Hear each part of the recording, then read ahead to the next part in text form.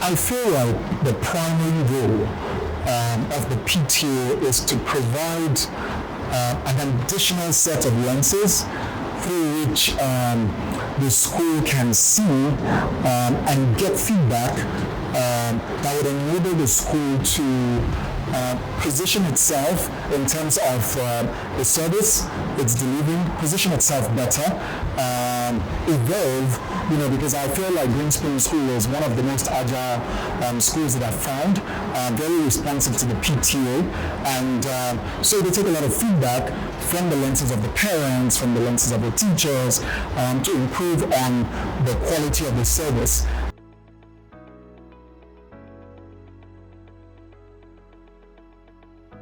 My name is Familusi A, Babajide, but you may call me Fab. I'm the founder and executive director for Africa at Under 40 CEOs, and I'm a parent to two young ladies who attend Greensprings School, Anthony Campus, and they've been here for about 8 years now. These are 8th year here, and I've been the vice chair for the PTA and was for 2 years, after which I was elected chairperson, and currently I'm the chairperson of the PTA at Greensprings School, Anthony Campus.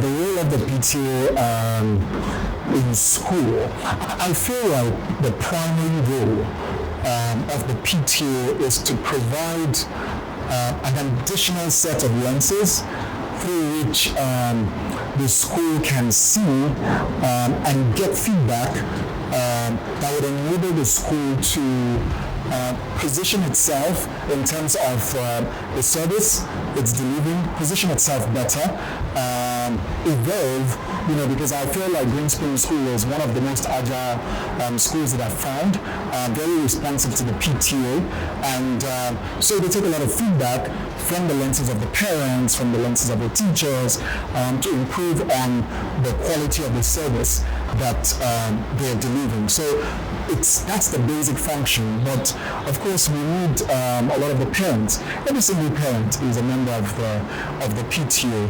We need a lot of the parents' involvement, because this is our children that we're talking about, and without the necessary feedback from the parents, the school may not necessarily be able to deliver with utmost clarity the excellence that it's positioned itself to deliver.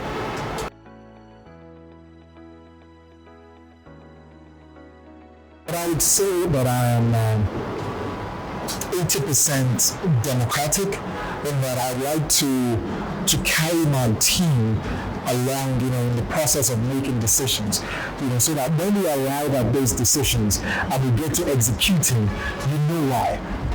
The why is very clear, and we're part of that thought process. I don't want to go reflect on my own and come back, and chances are, there's something I tell my staff. I tell them none of us is as good as all of us. None of us is as smart as all of us. So let's deploy, the power of all in all of our, decision-making processes. But then there are other times when I show up as an autocratic leader. And these are special times. These are times when you could say we've gone to war. These are times when we're facing situations that we've never faced before, and making decisions. Those decisions are very time bound at that time. So there are times when I just have to quickly reflect. I need to be decisive, and I just say, this is the direction we're going, and everybody needs to run in it, in that direction. But I would also say that I'm a visionary leader in terms of coming up with the vision, ensuring everybody is aligned with the vision, and we're all running in the same direction. So every now and again, to maybe 2% of the time, I show up as a coach. So I'm teaching, I'm coaching. It's not my strongest thing, but I show up as that when I need to. And depending on circumstances, yes, you would see all of these different leadership traits, come to the fore.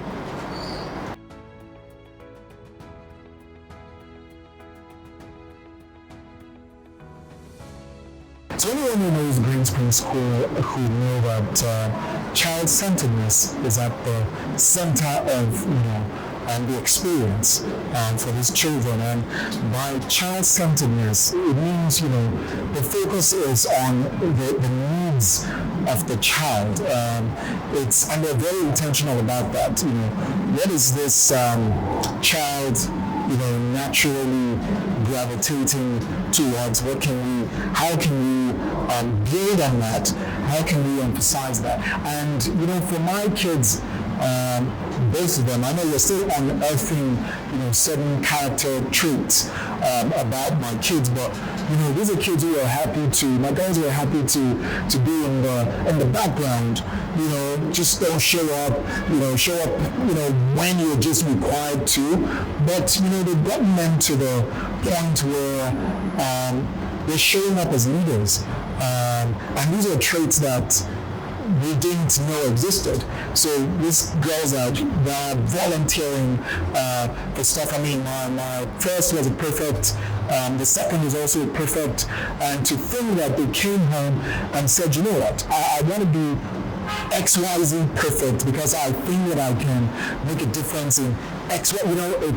It's beautiful to see, and I don't think that any other could have brought out those traits, and it's part of that child-centered methodology that they deploy in terms of the experience that they give these kids. It's not solely about the academics or the information.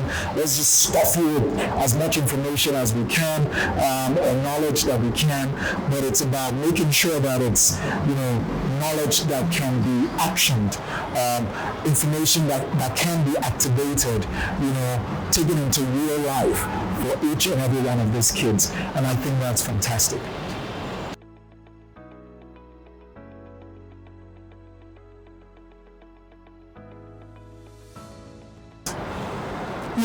The values that we talk about, values of integrity, those are key values. But every morning, when I'm privileged to, and I try to whenever I'm in town, to bring them to school every day, there's a question that I ask them when I drop them off every morning. And I ask them, I say, what are we doing today?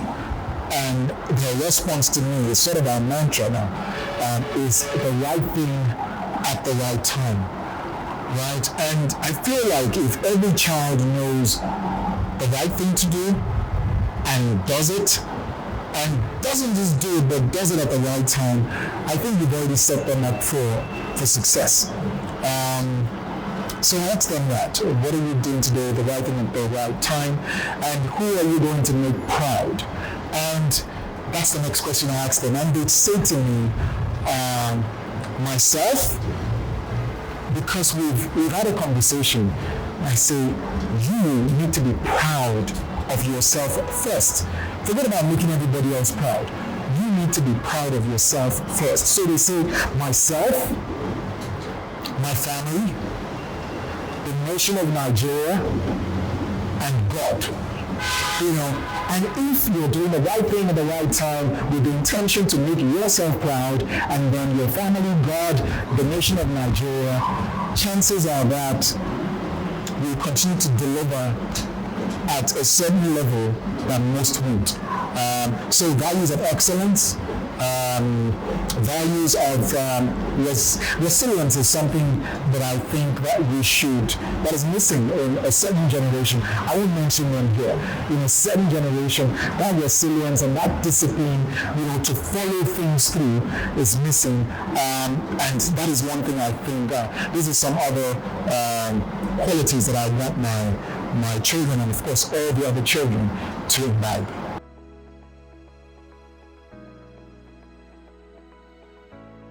One of the most memorable was when, I was announced as the elementary school Father of the Year. So I went back and I said, okay, how did you arrive at this?